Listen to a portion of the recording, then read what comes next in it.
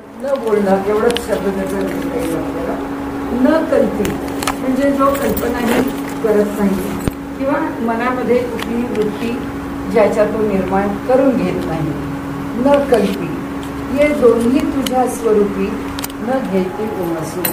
आता तुझ्या आत्मस्वरूपाच्या ठिकाणी या दोन्हीही गोष्टी काही उदय पावत नाही किंवा तिथे त्याचा उगम होत नाही किंवा त्या ठिकाणी निर्माण होत नाही.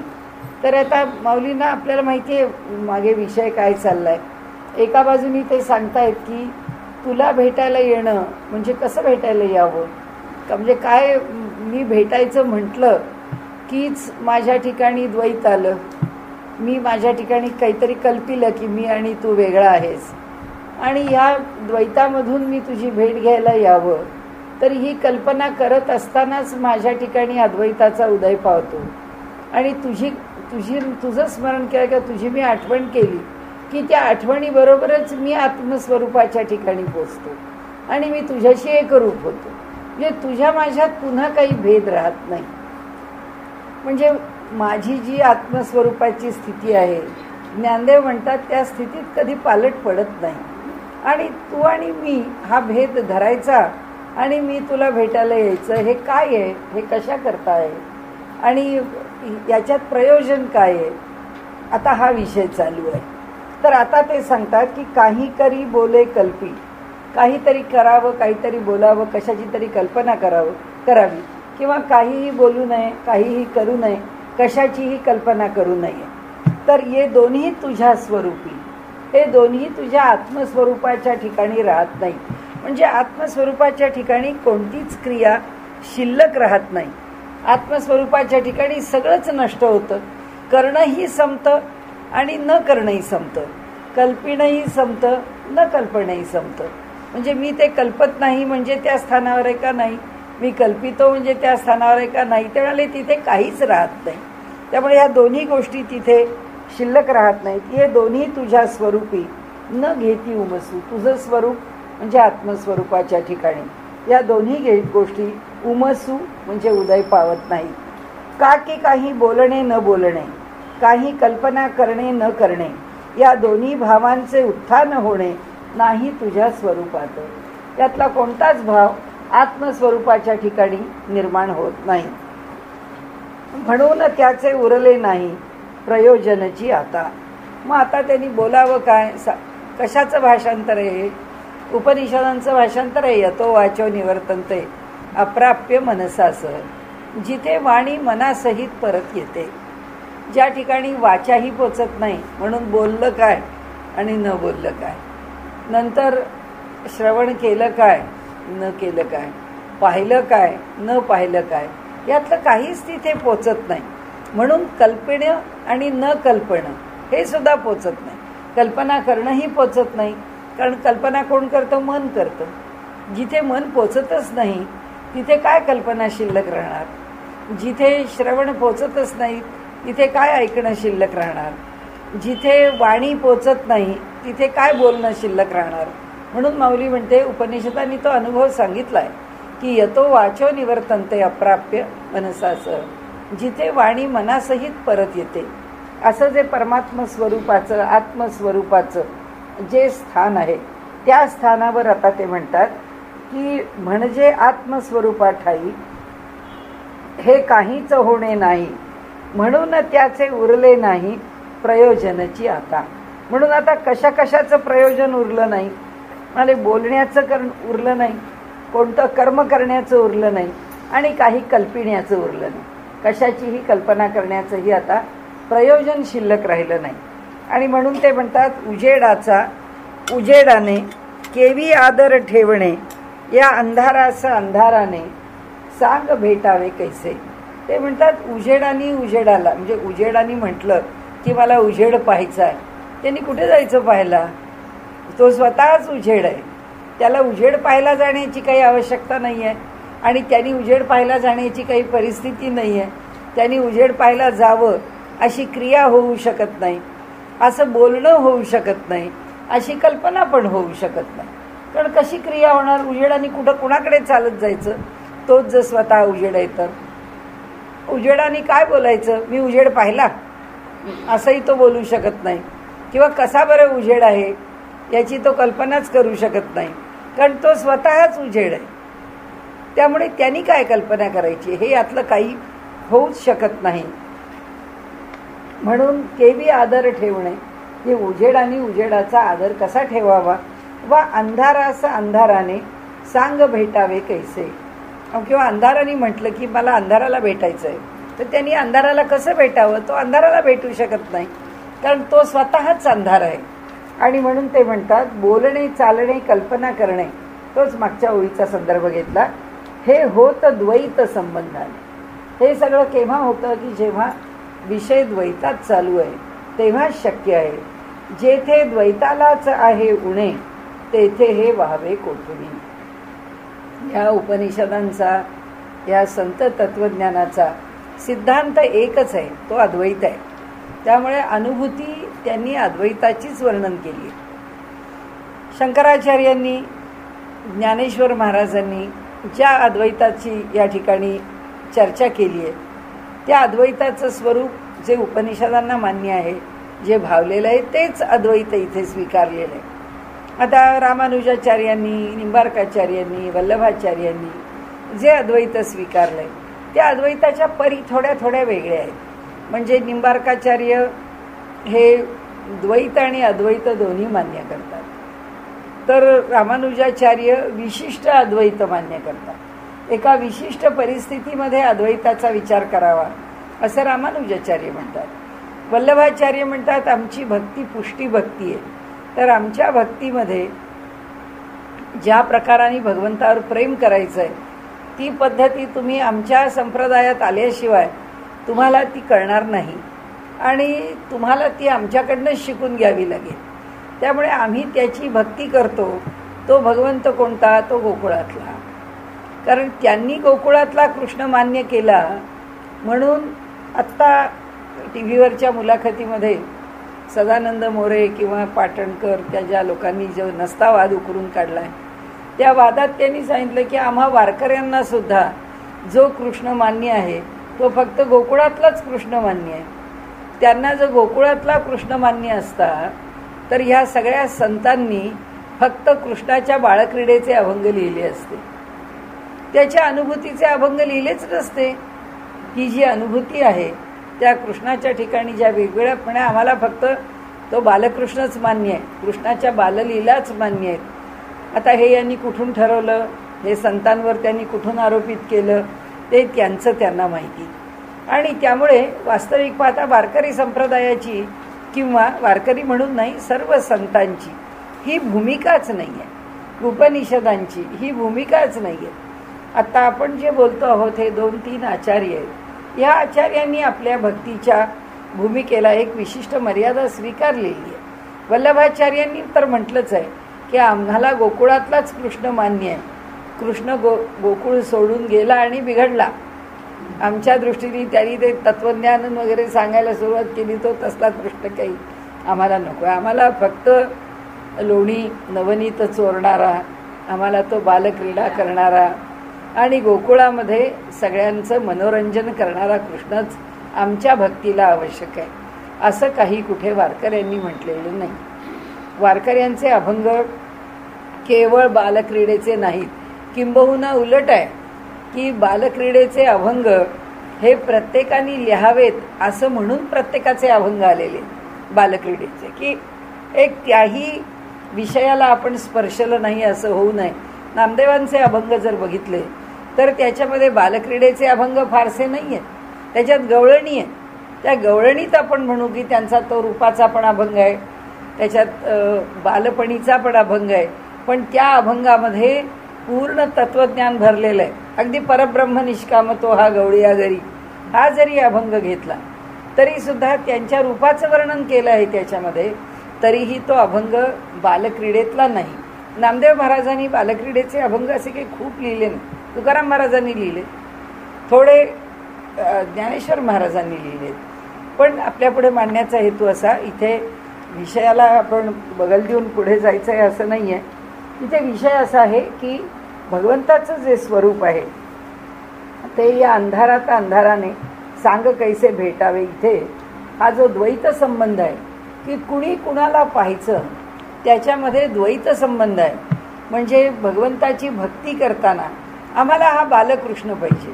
भगवंताची भक्ती करताना जो कृष्ण पाहिजे आहे किंवा जे आराध्य दैवत आहे ते वल्लभाचार्यांचं जसा बालकृष्ण, तसं निंबार्काचार्यांचा राधेसहित कृष्ण, रामानुजाचार्यांचा श्रीदेवी आणि भूदेवी यांच्या सहित असलेला प्रभू रामचंद्र, असं प्रत्येकाने आपापलं एक सीमित रूप स्वीकारलेलं आहे. तसं वारकऱ्यांनी स्वीकारलेलं नाही. मला वारकऱ्यांच्याबद्दल आता काही बोलायचं नाही, पण तिथे राम आणि कृष्ण या दोघांनाही स्वीकारलं. म्हणून तर त्यांनी त्याच्या व्यापक नामासहित त्यांचा नाममंत्र केलेला आहे. जय जय राम कृष्ण हरी. हरी पण स्वीकारलेला आहे की जो वैदिक परंपरेमध्ये ज्या हरीला स्वीकारला आहे त्या हरी स्वरूपाला, जो हरण वैष्णव आहेत म्हणून हरी आहे, शैव असते तर हर असतात, तर त्यामुळे हरी हे सुद्धा नाम वैष्णव संप्रदायाला अनुकूल असलेलं व्यापक नाम स्वीकारलेलं आहे. त्याही सगळ्या गोष्टी बाजूला ठेवल्या तरी जोपर्यंत भक्तीचा असा विचार आहे की आराध्य दैवत जोपर्यंत त्यांनी शेवटपर्यंत स्वीकारलंय, हा एक मोठा फरक आहे. मग त्यांना कोण सांगणार की हा जो फरक आहे, हे जे चारही आचार्य आहेत भक्तीचे, वल्लभाचार्य, रामानुजाचार्य, मध्वाचार्य तर द्वैतीच आहे. ते भगवंताला स्पर्श करणं त्यांना मान्यच नाही. भक्त हा त्याच्या ठिकाणी सेवकच आहे आणि भगवंत स्वामीच आहे. पण हे तिन्ही आचार्य, रामानुजाचार्य, वल्लभाचार्य आणि निंबार्काचार्य आणि चौथे मध्वाचार्य, यांनी काय मान्य केलंय, थेट शेवटपर्यंत सगुण रूपच मान्य केले आणि सगुणाचीच भक्ती मान्य केली की शेवटपर्यंत वैकुंठ आहे, वैकुंठामध्ये राम आहे, वैकुंठात कृष्ण आहे, वैकुंठात लीला आहेत आणि भगवंताबरोबर भक्ती करण्याचा वैकुंठामध्ये आनंद आहे. हे या तिघांनी चौघांनी मान्य केलेलं आहे. संतांनी असं मान्य केलेलं नाही. संतांचा सगुण परमात्मा हा वैकुंठात बसलेला नाही आहे. इथे सुद्धा संतांना सगुणाची उपासना करत असताना त्यांना अनुभूती मात्र निर्गुणाचीच आहे. ते जी अनुभूती आहे ती अनुभूती काय आहे, त्या ईश्वराशी तद्रूपता आहे. आणि माऊलींनी एक चांगला शब्द देऊन तत्वज्ञान पुढे नेलेलं आहे. त्याकरता ज्ञानेश्वर महाराजांनी तद्रूपता हा शब्द पहिल्यांदा मांडलेला.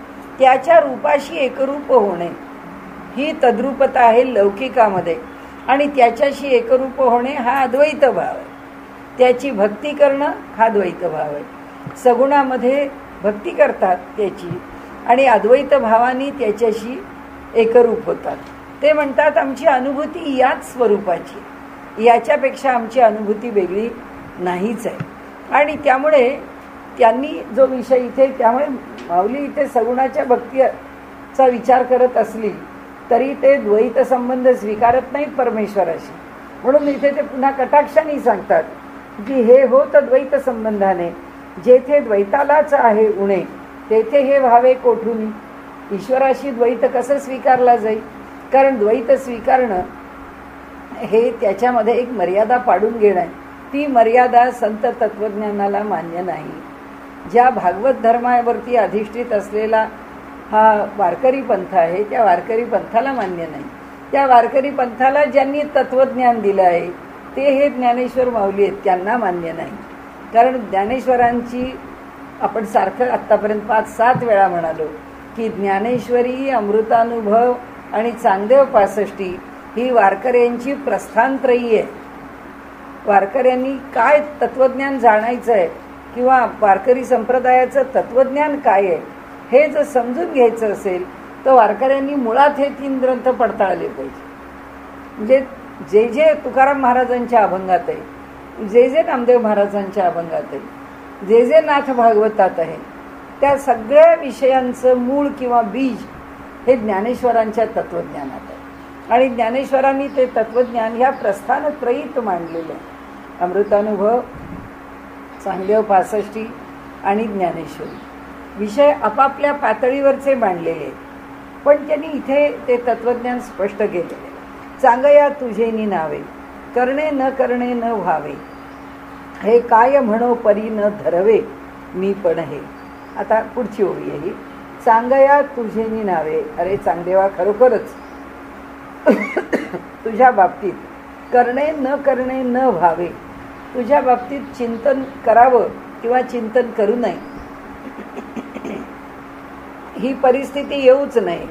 हे काय म्हणू, आता हे काय सांगू मी तुला, त्याच्याविषयी काय सांगू. परी न धरावे म्हणावे, म्हणतात की काय काय म्हणून मी तुला सांगावं, कारण कोणतीच गोष्ट धारण करता येत नाही, इथे काहीच धरता येत नाही. परी न धरवे, हे काय म्हणू, मी काय सांगू तुला. परी न धरवे, मी पण हे. हे काय धारण करता येत नाही. तर मी चांगदेवा तुझ्याबद्दल चिंतन करतो, तुझ्याबद्दल विचार करतो, तुझ्या पत्राचं उत्तर देतो, तुला काही उपदेश करतो. हा मी करणारा आणि तुझं चिंतन किंवा तुझा विचार आणि तुझ्याकरता पत्र लिहितो, हे संभवत नाही. चांगया तुझेनी नावे, करणे न करणे न व्हावे, हे चिंतन होऊच शकत नाही. हे काय म्हणू, काय सांगू तुला. परी न धरवे, मी पण हे. काही झालं तरी मला त्याच्यामध्ये मी कुणीतरी सांगणार आहे आणि तुझ्याशी माझा संवाद आहे. याकरता तुझ्या माझ्यातलं जे वेगळेपण आहे, द्वैत घ्यावं लागेल ना आपल्या दोघांमध्ये. तर ते म्हणतात की चांगदेवा, तुझ्यामध्ये आणि माझ्यामध्ये द्वैत घेणं अवघड आहे, मला हे घेता येणार नाही. चांगदेवा तव सत्स्वरूपा ठाई, करणे न करणे व्यवहार पाही, अंशही होत नाही बापा रे. म्हणजे तुझ्या मूळ स्वरूपामध्ये कोणताच व्यवहार शिल्लक राहत नाही. आता मागच्या 2 ओव्या पाहिल्या आपण. तर म्हणाले, विचार या गोष्टीचा करीत असता मी साचा, माझे ठाईच्या मीपणाचा पत्ताही उरत नाही. आता जेव्हा मी तुझ्या स्वस्वरूपाच्या ठिकाणी चांगदेव आहे अशी धारणा ज्या क्षणी माझ्या मनामध्ये येते, ज्या क्षणी तुझ्या सत्स्वरूपाच्या, स्वस्वरूपाच्या, आत्मस्वरूपाच्या ठिकाणचा विचार माझ्या मनात येतो, त्याच वेळी करीत असता मी साचा, माझे ठाईच्या मीपणाचा पत्ताही उरत नाही. आता विचार करायला मी ज्ञानदेव विचार करतो आहे, ही स्थिती म्हणाली शिल्लकच राहत नाही. कारण ती राहायला तू माझ्यापासून वेगळा आहेस, ही धारणा माझ्या अंतःकरणात झाली पाहिजे. आणि ती धारणा माझ्या अंतःकरणात कधीच नाही आहे. कारण ते म्हणतच नाहीत मी आत्मस्वरूपाच्या ठिकाणी आहे, पण ते स्वतः आत्मस्वरूपाच्या ठिकाणी असल्यामुळे जेव्हा काहीही पाहतात त्यावेळी ते जेव्हा जे काही पाहतात त्याच्याशी ते एकरूप होऊन जातात. कारण ते त्यांच्या दृष्टीने आत्मरूप आहे आणि हे स्वतः ज्ञानदेव नावाचं वेगळं रूप नाहीच आहे. मग ते कशाशी एकरूप झाले, तर ज्याचं चिंतन केलं त्याच्याशी एकरूप आहे. म्हणून माऊलींचं हे जे तत्वज्ञान आहे ना, हे तत्वज्ञान फार महत्त्वाचं आहे. त्या तत्वज्ञानात त्यांनी एक तद्रूपताच सांगितली की कसा असतो संत, कसा व्यवहार करतो तो. भगवंताची जेव्हा भक्ती करतो तेव्हा ती भक्ती त्याची कशी होते. भक्ती करत असतानाच तो फक्त परमात्म्याच्या जवळ असतो का, नाही म्हणाले.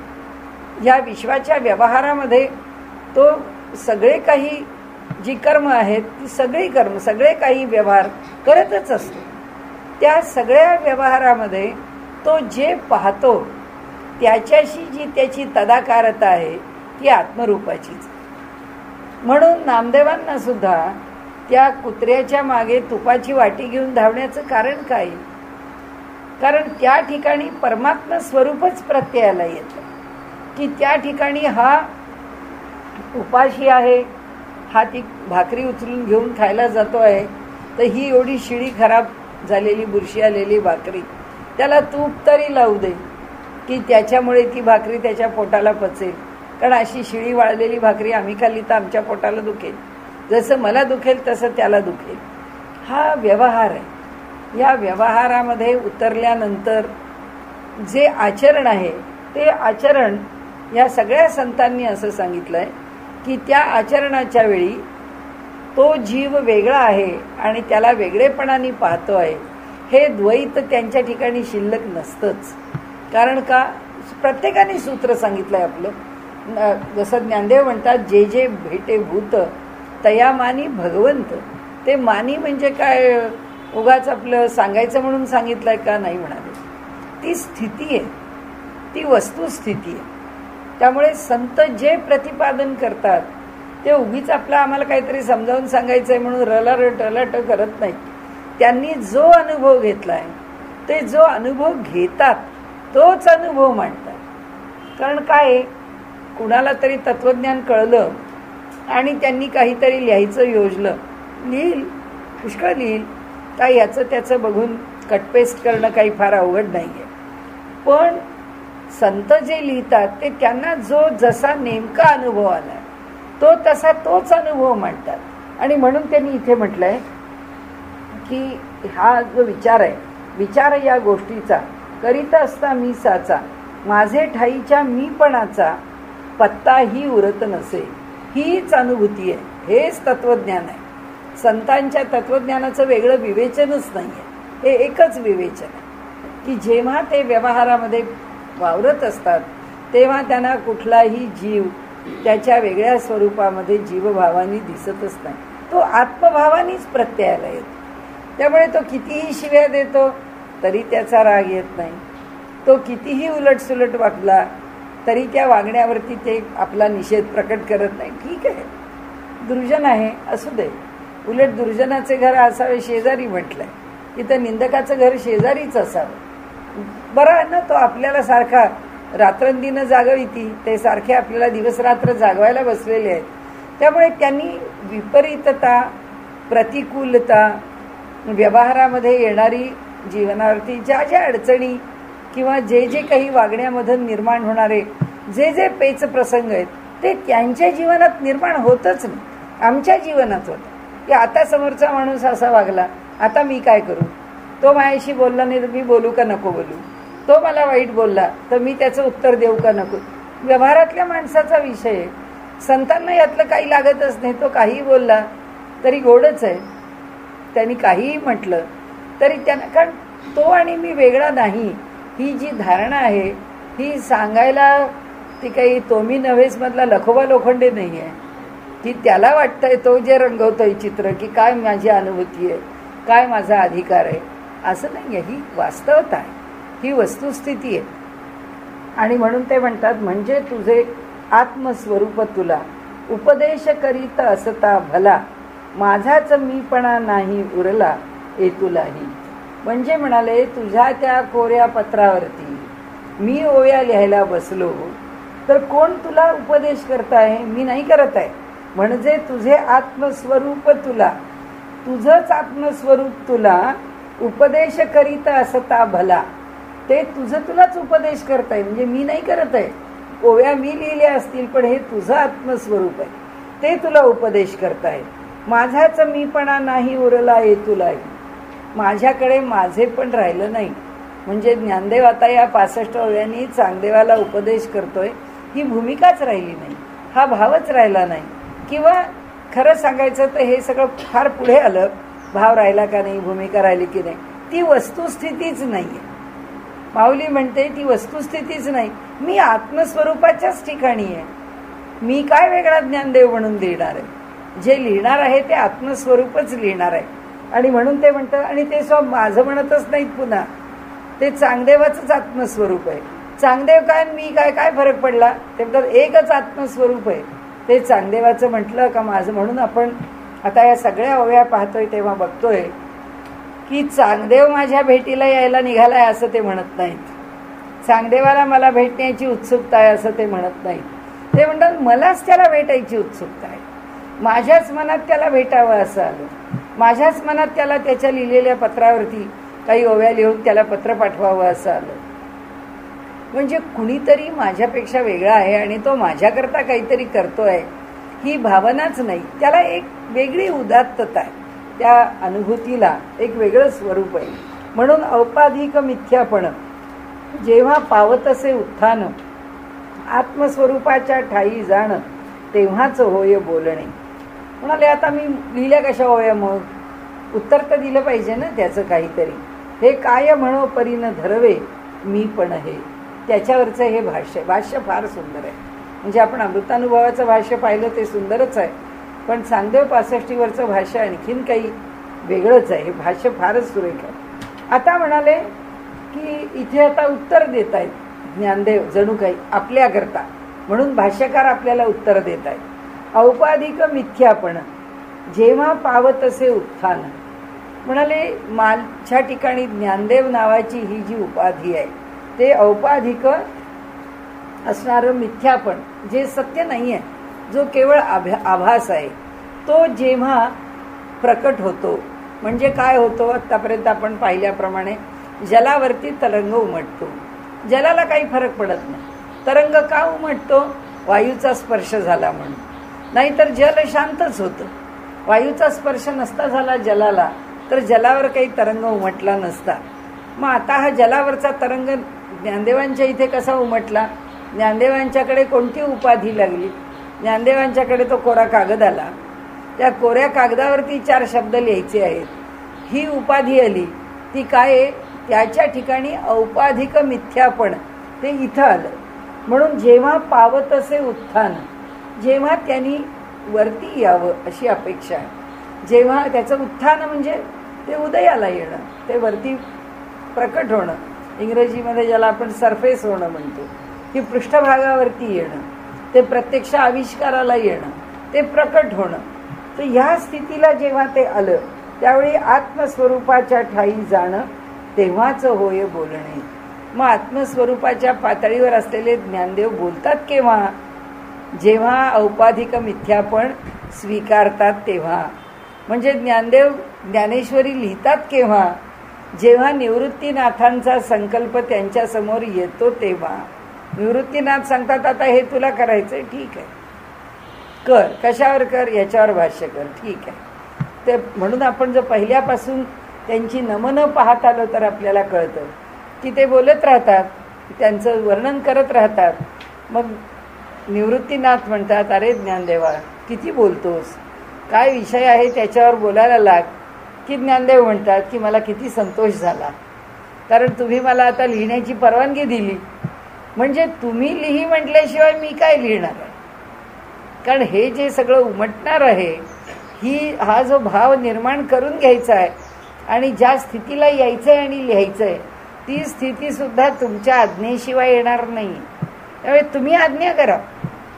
तुम्ही आज्ञा केली की लिहायला सुरुवात होईल, अन्यथा कसं लिहिलं जाईल. आणि म्हणून ते इथे म्हणतात की इथे हे सुद्धा, आणि इथे आपल्याला उत्तर त्यांच्या ताटीच्या अभंगांचं मिळतं की का रुसले, का रागावले, का मुक्ताबाईंना त्यांना समजवावं लागलं, काय कारण झालं की त्यांची समजूत मुक्ताबाईंना काढावी लागली. म्हणाले ईश्वराची इच्छा आहे. त्यांनी सांगितलं की बाबा ज्ञानदेवा लोकांना कळू दे की किती लोक वाईट वागतात, की थोर थोर योग्यांना सुद्धा त्याचा उबग यावा अशी स्थिती जर लोकांनी निर्माण केली तर तुझ्या रूपाने हे प्रकट होऊ दे आणि हे लोकांच्या समोर असू दे. आणि म्हणून त्यांच्या ठिकाणी जे त्यांना राग आले, त्यांना कशाला राग यावा, त्यांनी कशाला त्या खोलीत त्या झोपडीमध्ये आपल्याला कोंडून घ्यावं आणि मुक्ताबाईंनी विनवणी करावी आणि मुक्ताबाईंना उपदेश करण्याची वेळ यावी. यातलं कोणत्याच गोष्टीची वास्तविक आवश्यकता नाही आहे. पण भगवंताची इच्छा आहे. यदृच्छा प्रत्येक गोष्ट होती. जे जे भगवंताला वाटतंय ते तेच फक्त अवलंबलं जात आहे. म्हणून ते सांगतात तेव्हाच होय बोलणे आत्मस्वरूपाच्या ठाई. नाहीतर माझ्या सद्गुरूंनी मला आत्मस्वरूपाच्या ठिकाणी नेऊन ठेवलेलं आहे. मला काहीही करण्याची आवश्यकता नाही आहे. देहात राहण्याची तर आवश्यकता नाही आहे, बाकीच्या गोष्टी राहिल्या बाजूला. पण म्हणाले जोपर्यंत हा मिथ्या असणारा पण उपाधीचा जो काही सासेमिरा लागणार आहे मागे, किंवा त्या उपाधीला जे काही चिकटवून घेणं आहे, ती जोपर्यंत स्वीकारावी लागतीये, ती जोपर्यंत मागे लावून दिलेली आहे तिचा सासे, काय वयाच्या 26व्या वर्षापर्यंत एकदा ज्ञानेश्वरी लिहून झाल्यानंतर तीर्थावळीला जायचं काय कारण नाही. तीर्थयात्रेला भगवंताची इच्छा आहे, गेलं पाहिजे. 6 वर्ष काढली त्यानंतर ज्ञानेश्वरी नंतर, आणि मग घेतली समाधी. म्हणजे जे सांगितलं आहे त्याप्रमाणे या सगळ्या गोष्टी निर्माण होत असतात. आपण बोलतो जयासी तो या जगी आकारासी, कैसा आला हे मानसी विचार करून पाहता. आता स्वतःविषयी सांगताय की आता मला काय वाटलं म्हणतात, तर आपण बोलतो जयाशी, मी ज्याच्याशी बोलतोय तो चांगदेव आहे. तो या जगी आकारासी, तो या जगामध्ये आकाराला कसा आला, कैसा आला हे मानसी विचार करून पाहता. मनामध्ये मी त्याचा विचार केला की कसा काय हा जन्माला आला बरं. लगेच निजस्वरूपाचा बोध सांगया होतो साचा. खरोखर म्हणाले त्याच क्षणी फक्त निजस्वरूप म्हणजे आत्मस्वरूपाचाच बोध होतो. म्हणजे चांगदेव कुठे जन्माला आला या जगात, चांगदेव नावाचा कोण वेगळा तुझ्यापासून आहे, काही नाही. चांगदेव हे आत्मरूपच आहे. म्हणजे इथे त्यांना चांगदेवाला जे शिकवायचं आहे ना ते अद्वैत ते सांगतातच आहेत, पण अद्वैताच्या बरोबरीने ते अजातवाद सांगतायत. आपण ज्या अमृतानुभवामध्ये पण त्याचा विचार केला, आत्ता तर जवळजवळ तेच तत्वज्ञान सांगतायत. आता ते काय म्हणतात की अगाचे घडलेची नाही त्याची वार्ता पुससी काही. हे जग जन्मालाच आलेलं नाही आहे.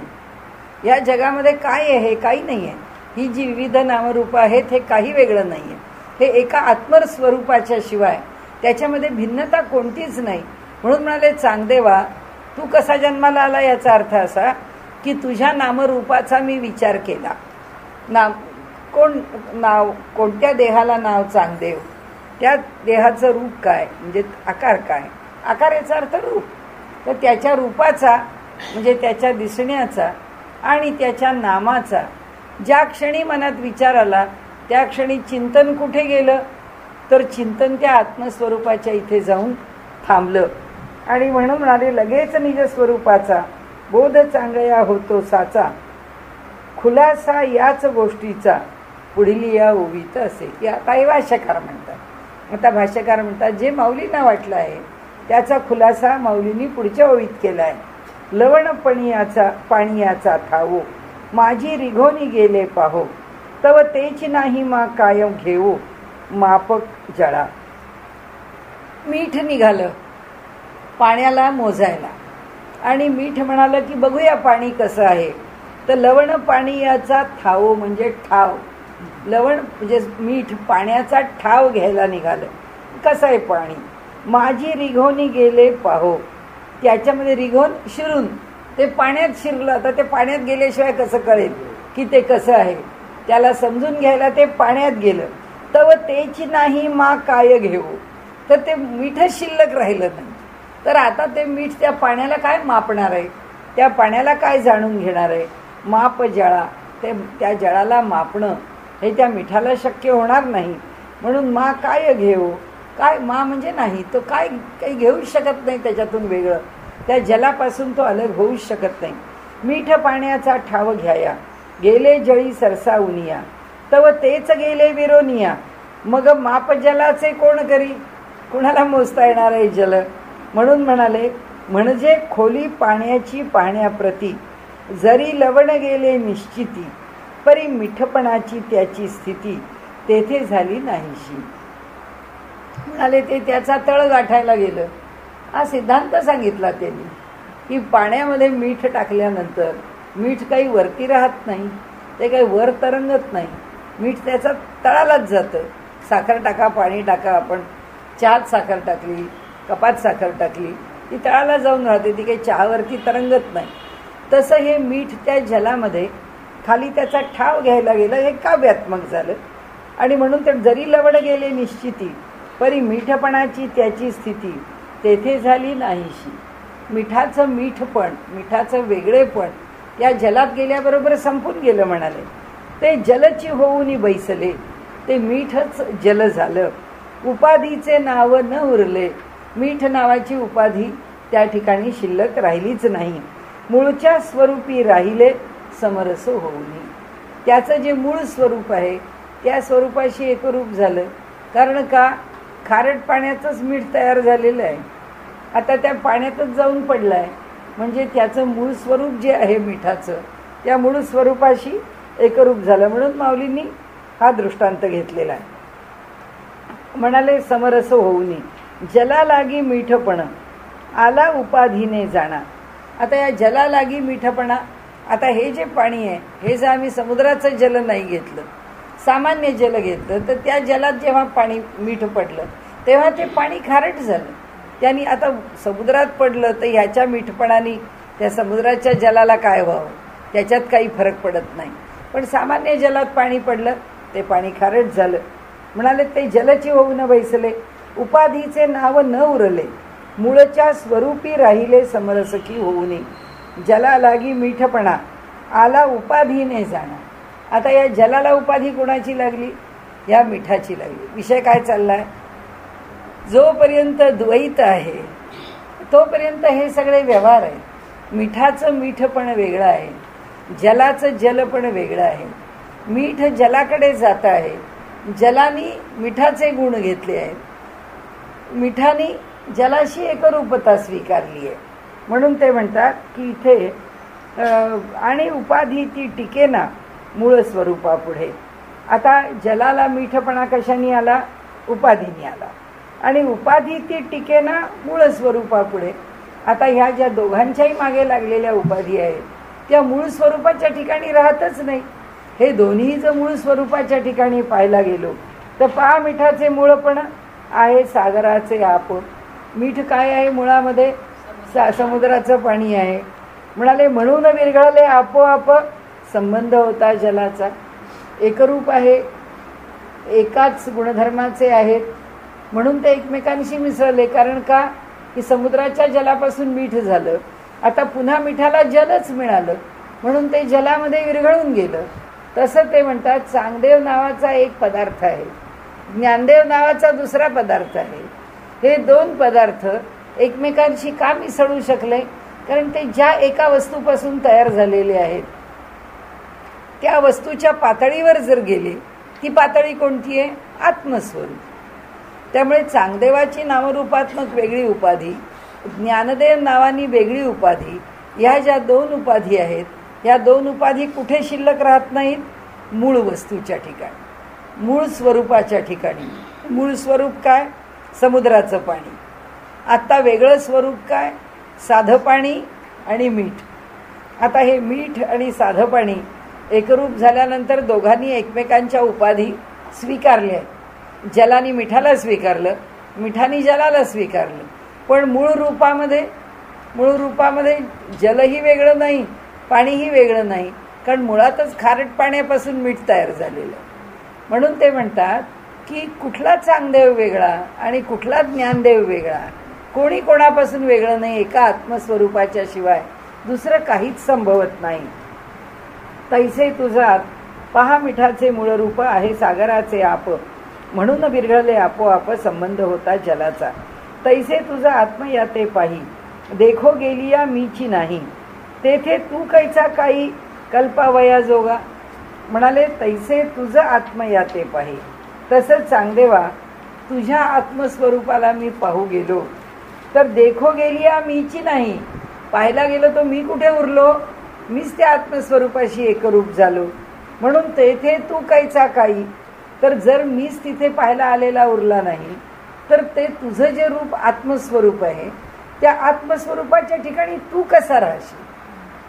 म्हणजे जर आमची मूळ स्थिती आत्मरूप आहे आणि जर मी तुझी मूळ स्थिती पाहायला आलो तर ते मूळ स्थिती पाहायला आल्यानंतर तुझं स्वरूप वरचं नामरूपात्मक जे आहे ते वेगळं राहतच नाही. तेथे तू कैचा काही कल्पावया जोगा. त्या आत्मस्वरूपावरती तुझी काय कल्पना करू? तिथे तुझ्याविषयी मला कशी कल्पना करता येईल? किंवा कल्पना करायला तू कसा वेगळा राहशील? तू राहणार नाहीस. तेवी चांगदेवा खास तुझ्या आत्मस्वरूपास पाहू लागता नामशेष मीच झालो. म्हणून चांगदेवा खरं म्हणजे तुझं आत्मस्वरूप पाहायला मी गेलो, तुझं मूळरूप पाहायला मी गेलो, पण ते पाहायला गेलो तर काय झालं? नामशेष मीच झालो. मीच माझ्या नामरूपासकट संपून गेलो. म्हणजे मिठाच्या खड्यापरी तव स्वरूपा भीतरी मी मिळून गेलो निर्धारी, मीठ जलना भेद उरला. तुझ्या माझ्यात काही भेद राहिला नाही. एकरूप झालो दोघेही, भेद मुळीच उरला नाही. तू मी कल्पनेसही वाव मुळीनं राहिला. तू आणि मी ही कल्पना शिल्लक राहिली नाही. तुझ्या माझ्यात द्वैत शिल्लकच राहिलं नाही. त्यामुळे या जगामध्ये काय आहे? एकच आत्मस्वरूप भरून राहिलेलं आहे. याच्यात म्हणायला चांगदेव नामदेव आणखीन सगळे नामरूपात्मक कुणी कुणी जन्माला आलेत, पण सांगायचं आहे काय, कोणी जन्माला आलेलं नाही आहे, कोणी वेगळं नाही आहे, कोणी कोणापासून काही अपेक्षा करत आहे, कशाची उपाधी लावून घेत आहे, कुणाला हवं म्हणत आहे, कुणाला नको म्हणत आहे. या सगळ्या गोष्टी या आपण या अलीकडच्या किनाऱ्यावरच्या आहेत. या पलीकडच्या किनाऱ्यावरती यातलं काही शिल्लक नाही, यात फक्त आत्मस्वरूप. आणि म्हणून ते सांगतात, याच जगात जो जागोनी नीद देखे तो देखणेपणा जेवी मुके, तेवी तू ते देखोनी मी ठाके काही न होनी. खूप सुंदर दृष्टांत दिला आहे माऊलींनी. ते म्हणतात, ज्याला जागं राहायचंय आणि ज्याला आपल्याला झोपलेलं पाहिजे, झोपेला पाहिजे, की मी जागा आहे आणि माझी झोप मला पाहिजे आहे. पाहणे पण खुंटलं म्हणाले. काय पाहणार तो? जेव्हा पाहू शकतो तेव्हा झोप नाही, जेव्हा झोप आहे तेव्हा पाहता येत नाही.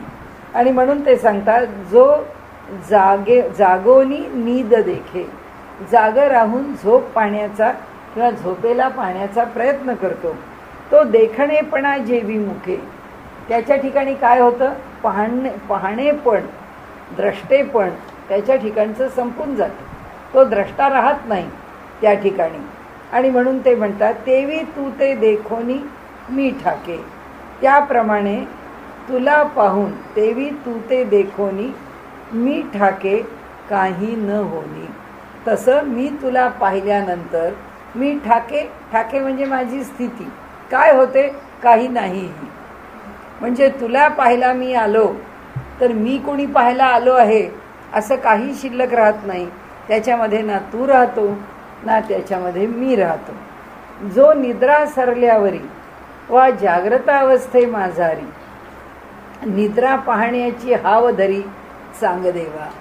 जागा झालेल्या माणसाला नुसती झोप पाहायची आहे, परी निद्रा न पडे दृष्टीला, म्हणून पाहणेपणाला तोच आपुल्या जाण मुकला निश्चयेसी.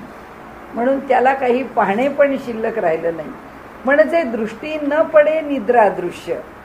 दृष्टीला निद्रा नावाचं दृश्य काही दिसत नाही. का दिसत नाही? कारण अभावाचा प्रत्यय आहे निद्रा. निद्रा हा काही भावात्मक प्रत्यय नाही आहे. मग पतंजलींनी त्याच्याकरता सूत्र आहे की निद्राचे व्याख्या काय? अभाव प्रत्ययालंबना निद्रा. सूत्रच आहे की ज्या ठिकाणी अभावाचा प्रत्यय येतो, नसण्याचा प्रत्यय येतो. कारण झोपेमध्ये आपल्याला कुठे आपली जाणीव आहे? जिथे अभाव आहे त्याचा अभावाचा प्रत्यय ज्या वृत्तीमध्ये येतो त्या वृत्तीला निद्रा असं म्हणतात. तर म्हणाले, जागृतपणी डोळ्यांनी अभावाला पाहू शकत नाही, पदार्थातला भाव पाहू शकतो. अभाव सोडावा लागतो. भावात काय येतं? भावात सगुण पण येतं, निर्गुण पण येतं. सगुणात काय येतं? पुन्हा सगुणामध्ये त्याची व्यक्तता तरी येते, नाहीतरी अव्यक्तता तरी येते. त्या अव्यक्ततेचं पुन्हा काही होत नाही. व्यक्ततेत काय येतं? व्यक्ततेत भक्ती येते, व्यक्ततेत द्वैत येतं. म्हणून सगळे संत आपल्या ठिकाणी म्हणतात की भक्ती कशी कशी करावी? व्यक्ततेत करावी. तर ती भक्ती तू मी द्वैतात. म्हणून तुकाराम महाराज म्हणतात, अद्वैत गीतो नाही माझं समाधान. ती अद्वैताची स्थिती काही मनाला समाधान देऊ शकत नाही. त्यामुळे द्वैत स्थितीच प्राप्त व्हावी अशी धारणा आहे अंतःकरणामध्ये. म्हणून ते इथे सांगतात की अशा प्रकारे त्या निद्रेला पाहणं हा अभाव आहे. आणि जगामध्ये ईश्वराची भक्ती करताना भावात्मक बाजूनी आपण पुढे जातो आणि त्याची शेवटपर्यंत भक्ती करत जातो. पण करताना एक बाजू निर्गुण करता येत नाही, अव्यक्त करता येत नाही, अभाव करता येत नाही. कारण त्याला आम्हाला अभावात पाहताच येत नाही. कारण तो अभाव नाहीच आहे. अशी कोणती स्थिती नाही आहे की जिथे तो नाही आहे. त्यामुळे आम्ही त्याला पाहू शकत नाही, ही आमच्या दृष्टीची खोट आहे. नाही तर तो आत्ता इथे आहेच आहे. बघायला ज्याचा अधिकार आहे तो इथेच त्याला पाहणार आहे, असाच त्याला पाहणार आहे. आणि म्हणून त्यांनी इथे म्हटलंय की इथे म्हणजे दृष्टी न पडे निद्रा दृश्य, म्हणून पाहणेपणास मुकावे लागे खास, छंदे पाहण्या निद्रेच्या, तेवी तुझ्या स्वरूपाचा विचार मी करिता साचा, नष्ट माझ्या ठिकाणीचा द्रष्टेपणा होत असे. म्हणून मी चांगदेवा तुझ्या स्वरूपाला, तेवी तुझ्या स्वरूपाचा विचार मी करिता साचा. माझ्या स्वरूपाचा विचार करायची गरजच नाही, तुझ्या स्वरूपाचा विचार करतोय. तुझ्या ठिकाणी मी पाहायला जातोय, तुला पाहायला जातोय, तरी सुद्धा तुझं माझं स्वरूप आहे कुठे वेगळं. त्यामुळे तुझं स्वरूप पाहायला गेलं तरी मी आत्मस्वरूपाच्याच ठिकाणी जाऊन बसणार, मी आणखीन वेगळ्या स्थितीत असणारच नाहीये. म्हणून ते म्हणतात की स्वरूपाचा विचार मी करिता साचा, नष्ट माझ्या ठिकाणीचा द्रष्टेपणा होत असे. द्रष्टेपणा नष्ट झाला, त्रिपुटी संपली, द्रष्टा, दृश्य आणि दर्शन तिन्ही संपली, कारण द्रष्टेपण संपलं. म्हणून आता काय पाहिलं, फक्त आत्मरूप पाहिलं.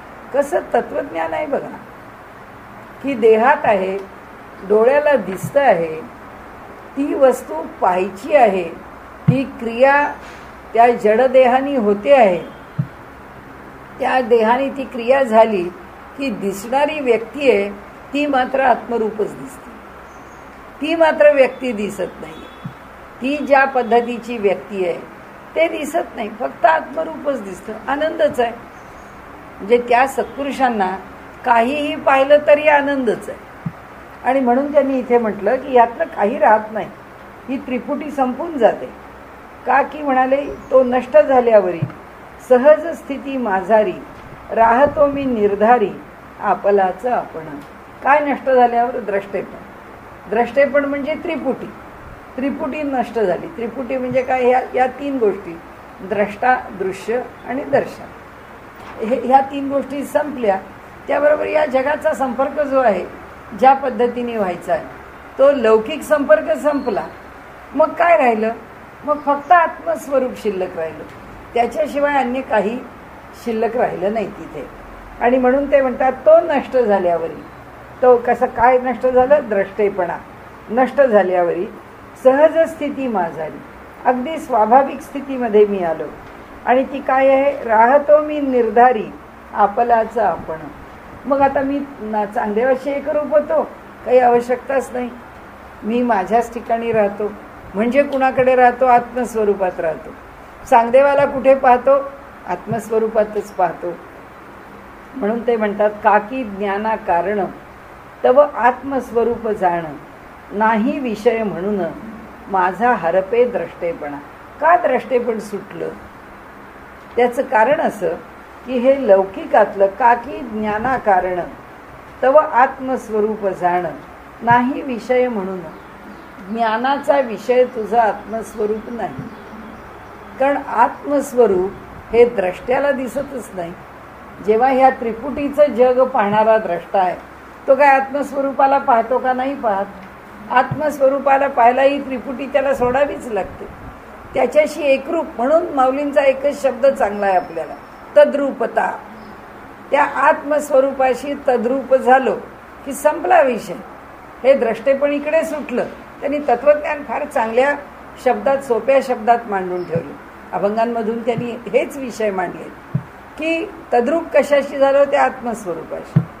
बाकीचे लौकिक विषय काय? सुटले. त्याच्यामध्ये आमचं द्रष्टेपणच राहिलं नाही म्हणतात ते, की म्हणाले मी द्रष्टाभावाने शिल्लकच राहिलो नाही.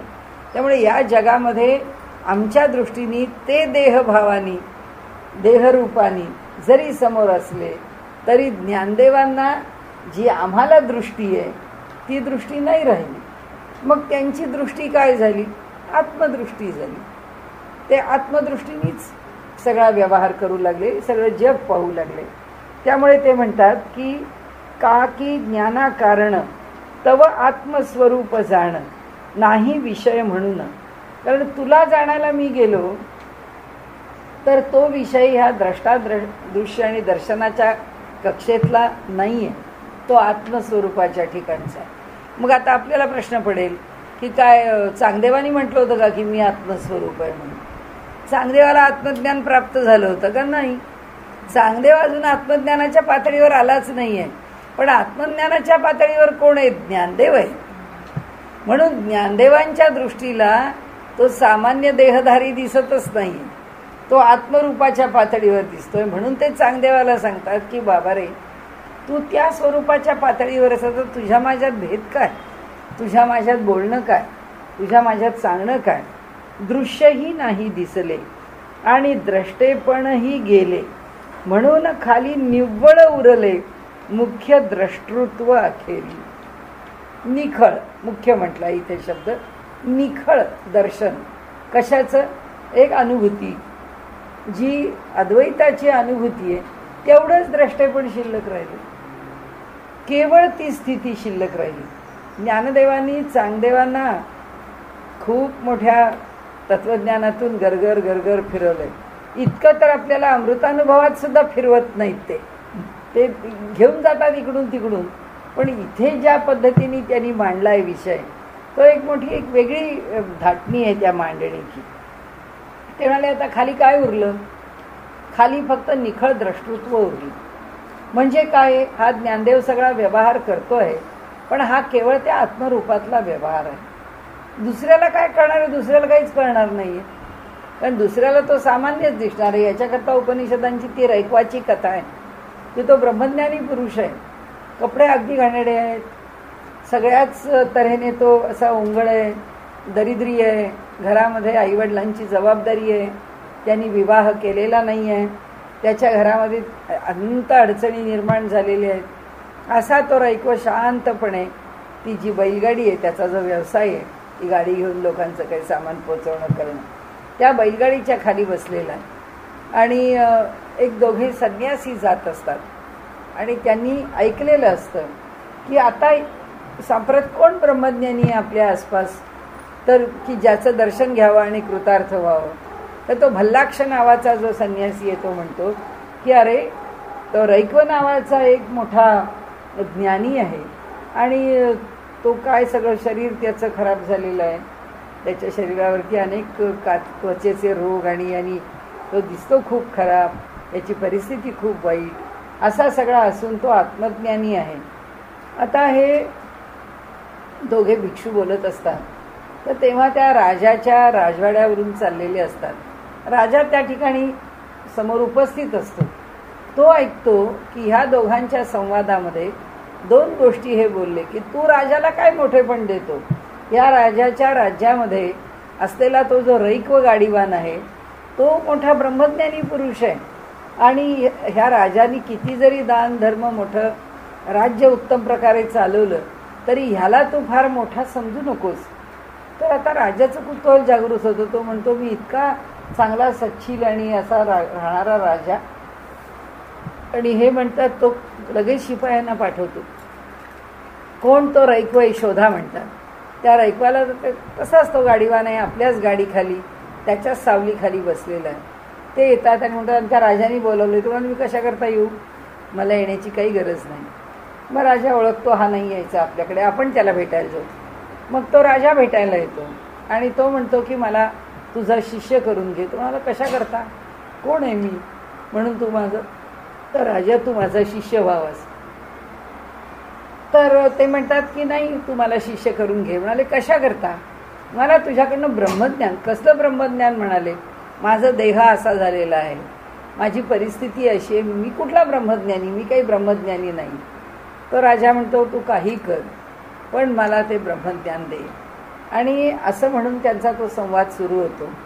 तर सांगण्याचा हेतू इथं काय आहे की तो जो ब्रह्मज्ञानी पुरुष आहे, तो ब्रह्मज्ञानी पुरुष हा त्याच्या ठिकाणी या जगाशी व्यवहार करताना कुठे जोडलेला नाही आहे.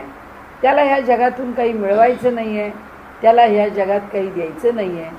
दिसायला अगदी साधा आहे, अगदी वाईट आहे, अगदी खराब आहे, उलट जरा कुरूपच आहे, त्याज्य वाटावा असाच आहे, पण तो ब्रह्मज्ञानी आहे. आणि म्हणून ते इथे सांगतात दृश्यही नाही दिसते आणि द्रष्टेपणही गेले, म्हणून खाली निव्वळ उरले मुख्य द्रष्टृत्व अखेरी. म्हणून तुझ्या माझ्यात दृश्य द्रष्टा न व्यवहार घडत, ऐसे सांगती ज्ञाननाथ चांगयासी.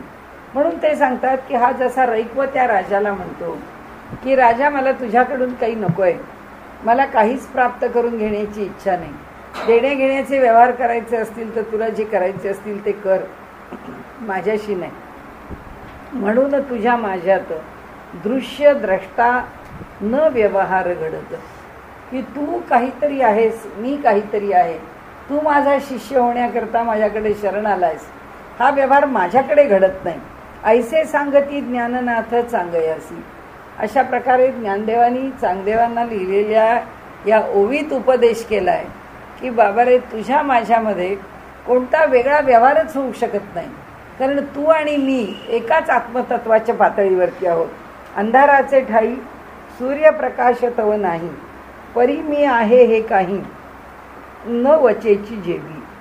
अंधाराच्या ठिकाणी सूर्यप्रकाश असू शकत नाही, परी मी आहे हे काही. पण त्या अंधारात असणाऱ्या माणसाला मी इथे आहे याची जाणीव आहे. तो भले अंधारात जरी असला तरी सुद्धा काही दिसत नाही आहे, लोकांना दिसत नाही आहे, पण त्याला त्याची जाणीव आहे ना, मी इथे आहे. परी मी आहे हे काही न वचेची जेवी. म्हणाले त्याचप्रमाणे ही जी जाणीव राहते त्या जाणीवेचं त्या ठिकाणी त्याला भान आहे, त्या अंधारामध्ये सुद्धा काहीही दिसत नसलं तरी.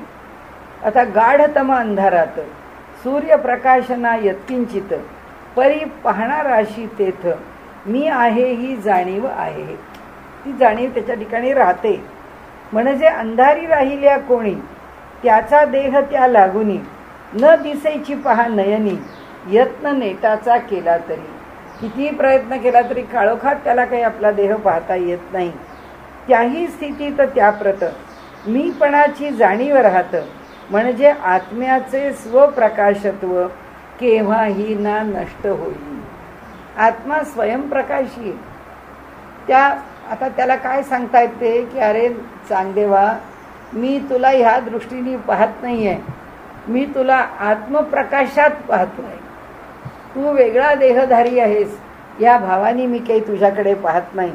म्हणून ते म्हणतात की मीपणाची त्याही स्थितीत त्याप्रत मीपणाची जाणीव राहतं, म्हणजे आत्म्याचे स्वप्रकाशत्व.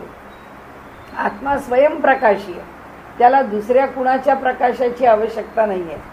तर तो मी आत्म्याचे स्वप्रकाशत्व केव्हाही ना नष्ट होईल, ते कधीच नष्ट होत नाही. म्हणाले तो स्वप्रकाशे करून भरला आहे घनदाट पूर्ण, त्यासी स्पष्ट कराया कारण नाही प्रयोजन अन्याचे. दुसऱ्या कुणीतरी त्याला स्पष्ट करून देण्याची आवश्यकता, अधिकार केवढा आहे. या नामदेवाला शहाणा करून त्याला शरण आणणं आणि त्याला ज्ञान देणं याकरता मला काहीच हलावं लागत नाही म्हणाले, मला काहीच करायची आवश्यकता नाही म्हणाले. ते जे आत्मतत्व आहे ते स्वयंप्रकाशी आहे, त्याच्या ठिकाणी स्वतःच्याच ठिकाणी ज्ञान आहे. त्याच ज्ञानाच्या उजेडात तू शहाणा होणार आहेस, त्या ज्ञानाच्या उजेडात तुला त्याचं दर्शन घडणार आहे, त्या आत्मस्वरूपाचं. म्हणून तो स्वप्रकाशे करून भरला आहे घनदाट पूर्ण, त्यासी स्पष्ट कराया कारण नाही प्रयोजन आणण्याचे. कुणी दुसरा लागतच नाही. त्याचा तोच प्रकाश, त्याचा तोच विलसे, तो कवणाच्यानेही न करवतसे स्पष्ट अथवा नाहीसा. तुझ्या ठिकाणचं जे आत्मतत्व आहे त्याला ना नाहीसं करता येतं ना त्याला स्पष्ट करता येतं. कुणीच काही करू शकत नाही, तो स्वतःच त्याच्या ठिकाणी सर्व काही आहे. तेवी तू ते मी गिवसी, तेथे तू पण मी पणेसी, उखते पडे ग्रासी भेटीची उरे. म्हणाले त्याचप्रमाणे तू ते मी गिवसी, सापडणे शोधणे. तेथे तू पण मी पणेसी, तूपणा आणि मीपणा जिथे संपून जातो. उखते पडे ग्रासी भेटीची उरे. म्हणाले ज्या ठिकाणी मुखामध्ये ग्रास म्हणजे त्याचा भाग हा जेव्हा पूर्णांशाने प्राप्त होतो त्यावेळी दुसरं काही शिल्लक राहत नाही. तेवी तुझ्या स्वरूपाचा मी विचार करिता साचा, तूपणा तव ठाईचा माझ्या मीपणासह मावळत. खाली आत्मतत्व शेष उरे, जे मी तू पण रहित वारे. जेथे द्वैत भाव बारे, जेथे द्वैत भावाचे वारे मुळी नाही. ती अक्षय भेटी साच असे, जेथ तुटीची भीती नसे. ती सिद्ध भेटी सहज असे, आयसे विण लाभलेली. म्हणजे जसा पूर्ण ग्रास त्यांनी त्याचा दृष्टांत घेऊन सांगितलं की त्या इथे तेवी तू ते मी गिवसी, तेथे तू पण मी पणेसी. मला शोधणं, गिवसी शोधत येणं, की तू मला मी तुला शोधत यायचा प्रश्न येतो कुठे.